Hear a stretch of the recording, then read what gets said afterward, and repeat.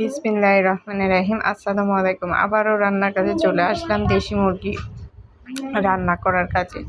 দেশি মুরগিটা দেখতেই মনে হচ্ছে মাংসর মতো, তার পিচগুলো যে অসাধারণ। আমি পেঁয়াজ মরিচ কষাই নিচ্ছি, সেটা ভালো করে আগে কষে নেব। এই যে তেল উপরে উঠে আসলে এবার জিরার গুঁড়া, ধনিয়ার গুঁড়া সবগুলো একসঙ্গে দিয়ে আরও ভালোভাবে আর কিছুক্ষণ কষাবো।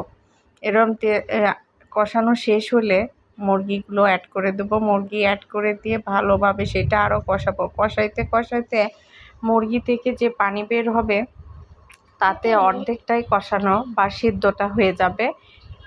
তারপরে একটু পানি দিব শেষে। দেশি মুরগিতে পানি একটু না দিলে হয় না। এমনি ব্রয়লার বলেন বা পাকিস্তানি, এগুলো কষাইতে অর্ধেকটা তো সম্পূর্ণ হয়েই যায়।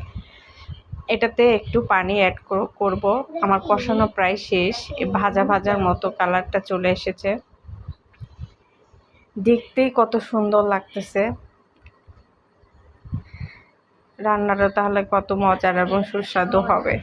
এই যে আমার হয়ে যাওয়ার মধ্যে এই যে পানি দিয়ে দিয়েছি, এটা এখন কষবে। আমার রান্নাটা হয়েই গেছে প্রায়। অনেক মজাদার দেশি মুরগি। আল্লাহ হাফেজ।